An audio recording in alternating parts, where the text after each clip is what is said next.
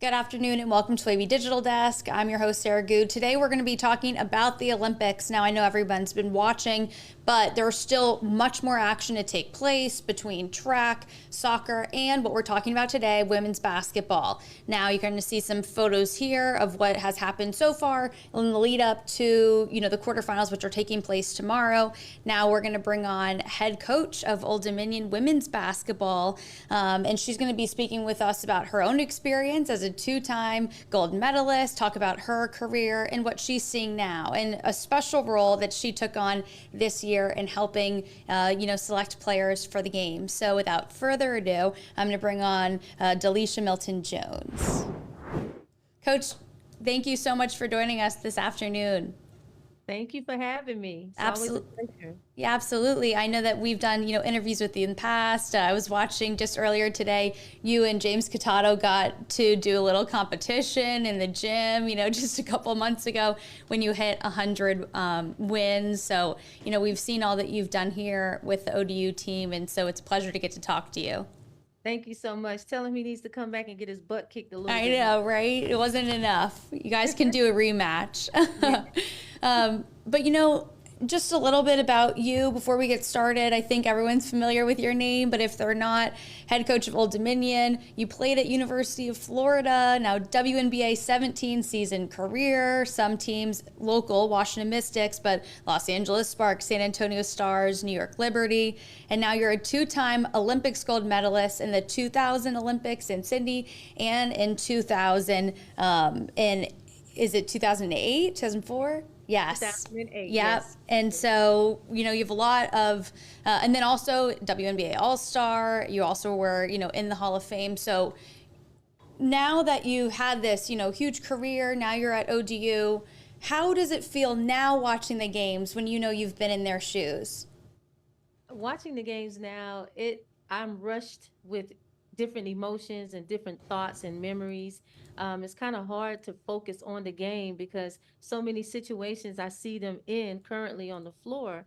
I I am brought back to those same instances when I played. So it's a weird matrix that I feel like I'm stuck in when I'm watching the game, trying to be a fan, and then the former player in me in those situations come bulging in. And I guess as a coach too, you're watching the dynamics, you're watching what's happening on the floor, you're probably thinking about plays, thinking of what you do in their shoes.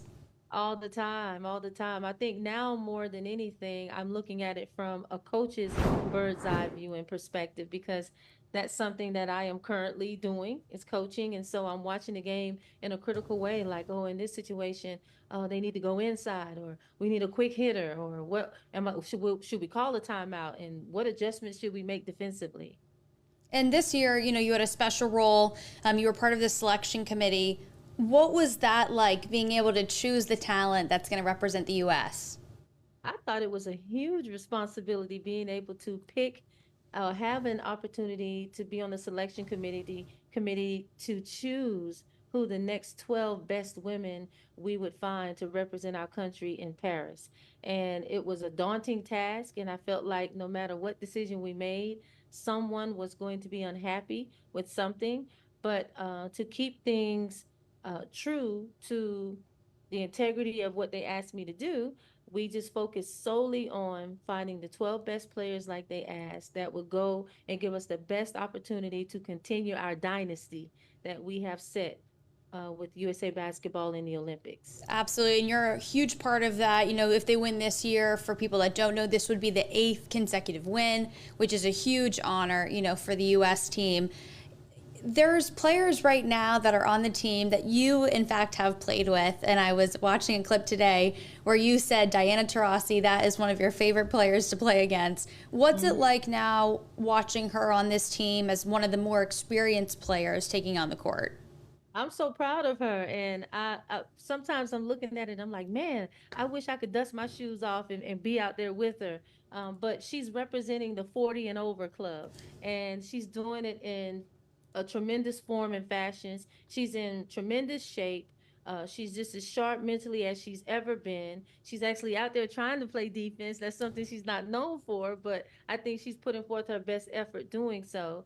But more than anything, I think the impact that she will have with this team is more so in the locker room, behind closed doors, on the bus rides, in those quiet moments that she could spend talking to one of the younger players or first timers about what to expect and how they can get through tough moments and keep them in a position to win a gold medal. And you yourself, you've been on the team in two different places, right? 2000 and 2008. That's 8 years of experience that you had under your belt.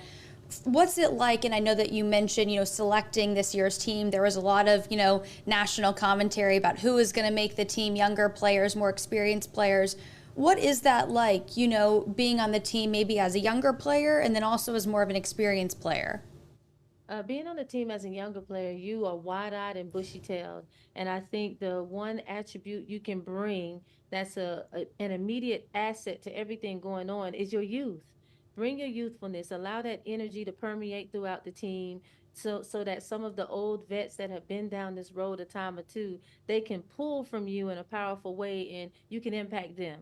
Then, as a vet in this game, you see it with a different scope. You see it from the perspective of been there, done that. You have the experience, which gives you knowledge as you're going through this. So now you understand how to prepare. You understand what's to come. You understand how big the task is and what's expected of you mentally, emotionally, and physically, and you're able to give what is necessary. And for the women, it's a busy summer. They're coming, from their season, practicing. Now we had the group round. Now we're going into the playoffs here at the Olympics. How does that feel? I'm sure there was excitement, but is that daunting in terms of the level of, play that's required, of how many games they're playing right back to back? Listen, at this point, everything that you have been through in the preliminaries, it was to prepare you for what's to come. You get one chance now, you're one and done. So everything that you went through, you have to pull from it in a powerful way. If there were games that were too close for comfort, what are the good elements that you can take from that to add to what's to come? You you don't have a lot of time as an American on the U.S. women's national team because you only get 2 weeks, 2 weeks to form some type of team chemistry, 2 weeks to have a bond on both ends of the court where the ball can move. So everything is expedited. So there's more focus, there's more that you have to give, more unselfishness that has to be attached to every thought process and action performed in order for us to go out and complete the task. Absolutely. And I mean, 2 weeks, that's nothing compared to what some of these teams are doing, maybe, for months in preparation or, maybe stops along the way. What was that like for you? I imagine both teams were pretty different in dynamics.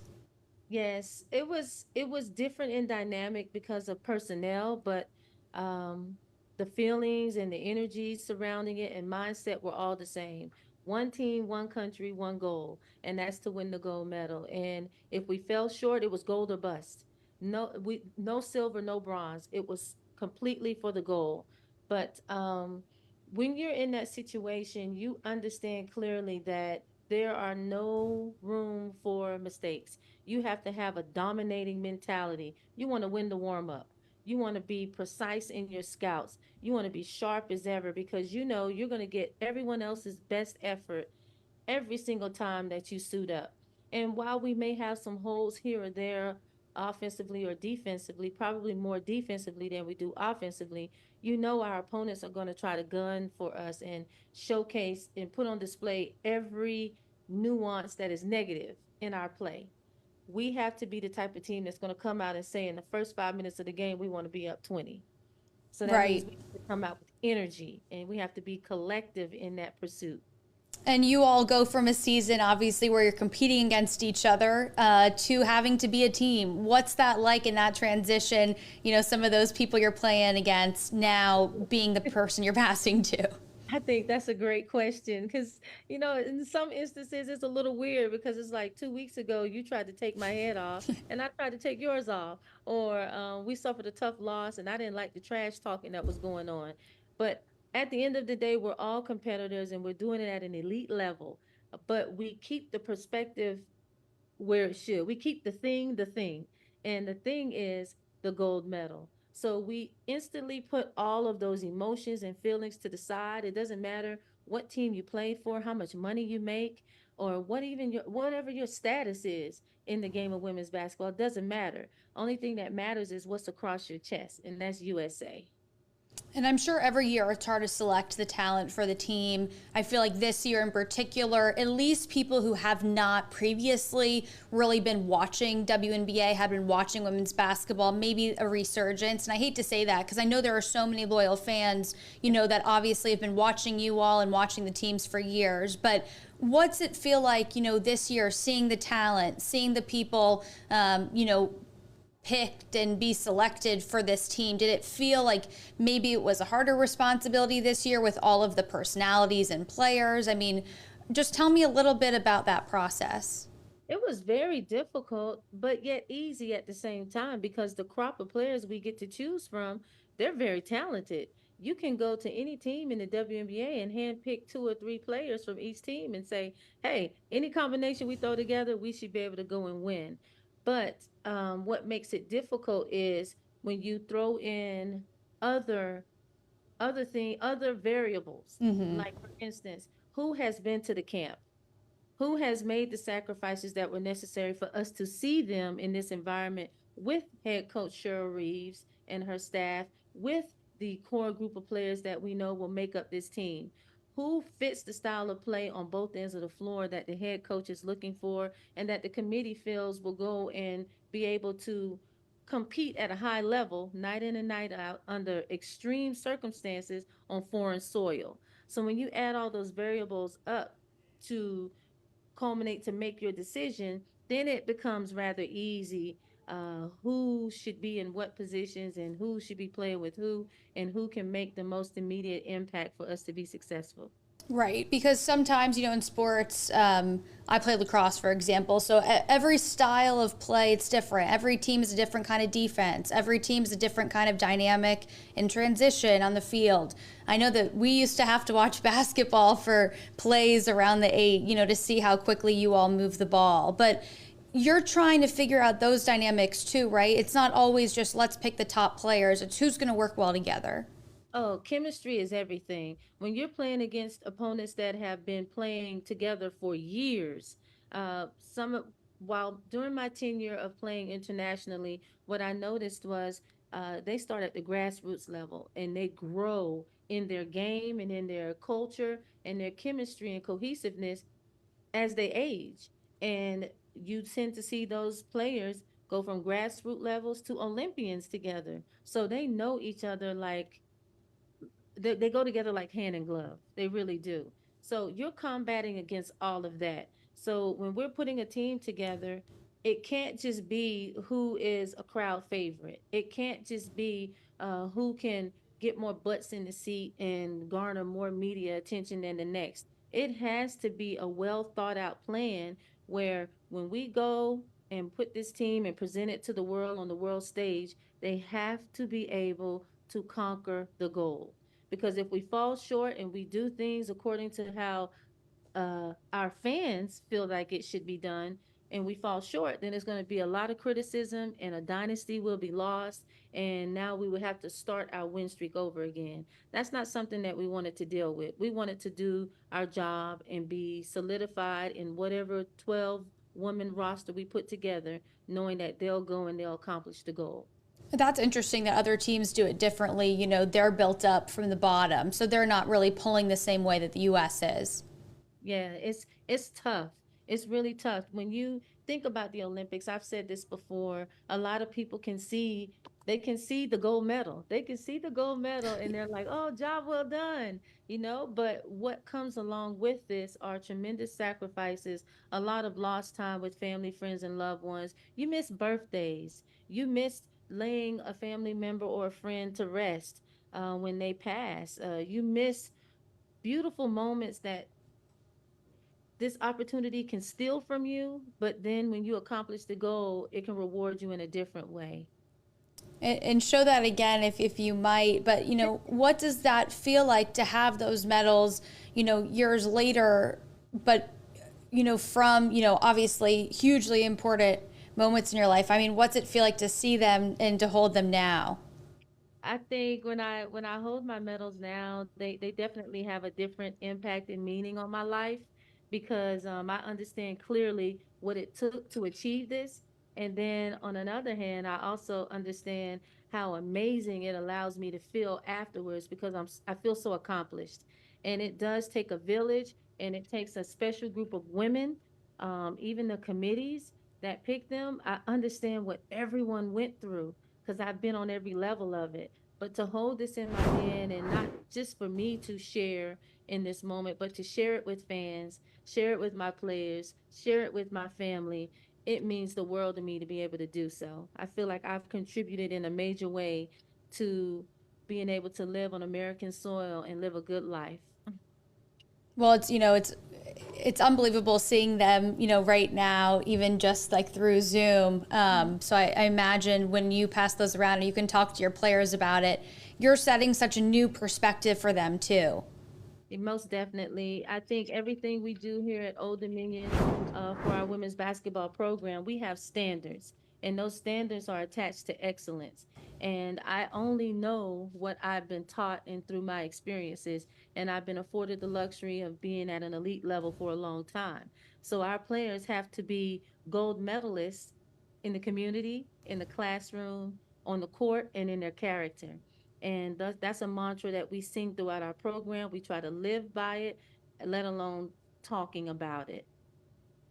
And that's a great standard to hold them to because obviously, as we know, you know, athletes, while yes, on the court, also have to be role models. And I think that's a big place. And I'm sure that you've felt that, through your experience, people coming up to you. Even now, as you're holding your gold medals, I'm sure people come up to you and want to know how you got there, want to know how you built this for yourself. Yeah, they do. And there's a story behind every athlete in their journey. But I think the most important thing that I can tell anyone is to have joy as you go through your journey. There are going to be days where it's going to be so hard and you're going to feel like giving up. But you have to have a level of stick to itiveness and perseverance attached to what you're doing. Because if it's truly your passion, your purpose will be displayed within it. And no matter how hard the days are, no matter how many of the sacrifices you have to make, if you can continue to have joy within that journey, you'll find the pot of gold literally at the end of it. And those sacrifices you just spoke about, a few minutes ago, and talking about those important life moments, things that you have to miss. Yeah. What would you say to somebody, that really wants to go out there to the Olympics, that really wants to be a part of, WNBA basketball? Do you think people today understand, the sacrifices that they'll have to make? And we're seeing all these amazing athletes, obviously making it look easy, right? Yeah. On TV, but to hear what someone goes through, to get there, get that, gold medal, do you think that's a good reminder for people? I definitely think it's a good reminder, and I think something that they can do that can add to what they already may do, possibly in terms of following a player on social media and engaging with them in conversation or in their lives through double clicking. I think that the most powerful tool you have with the Olympics coming to our soil in 2028, I think you can buy your tickets and go to the games and get that experience.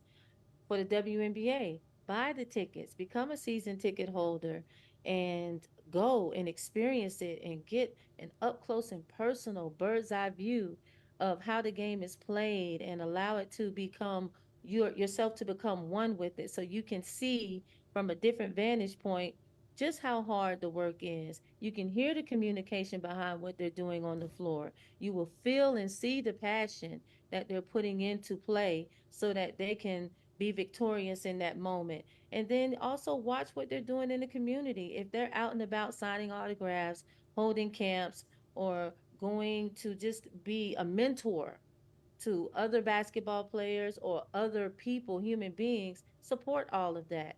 And now, when you put all of that together, you're building something within you that can ignite a fire that will never be let out.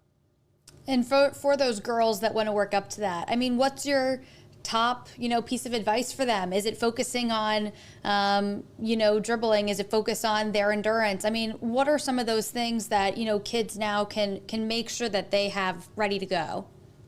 Anytime I'm speaking to the youth, I tell them, being active is always a good thing. If you want to be good at basketball, then you're going to have to play basketball, practice basketball, watch basketball. We all are prone to make the mistake of thinking that the only thing we need to work is the physical, but there's a muscle in here that needs to be worked as well too.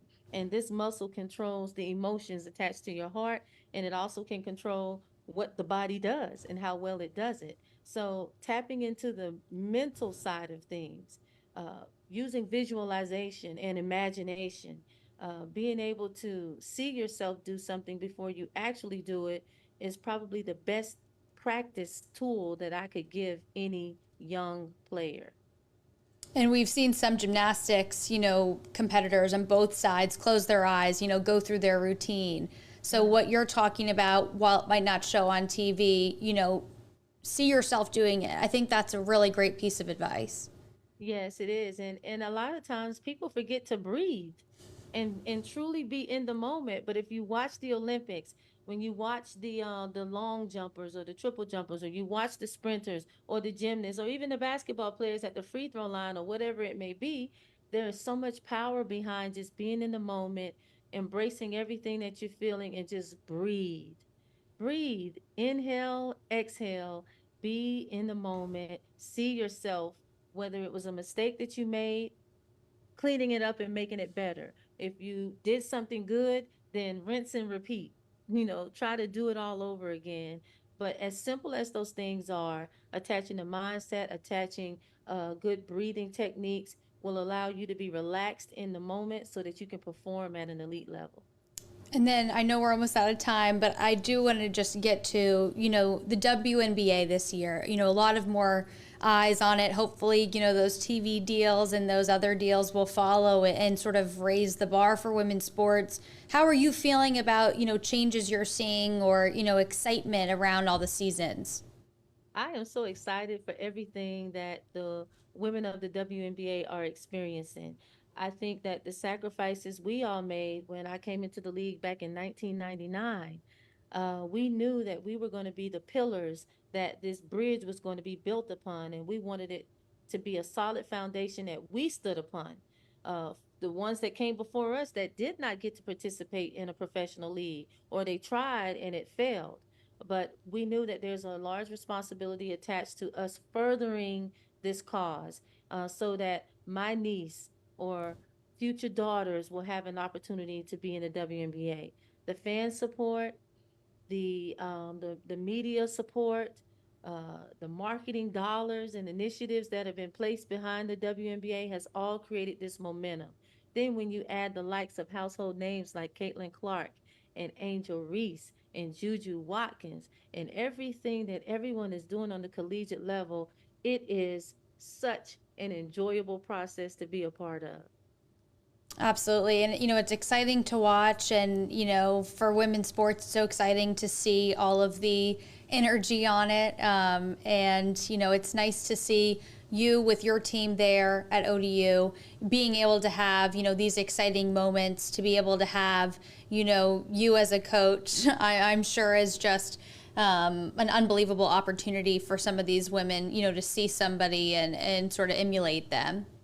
Yeah, I appreciate you for saying that, but I think a little differently. I think that it is a blessing for both of us, for them to have me and for me to have them.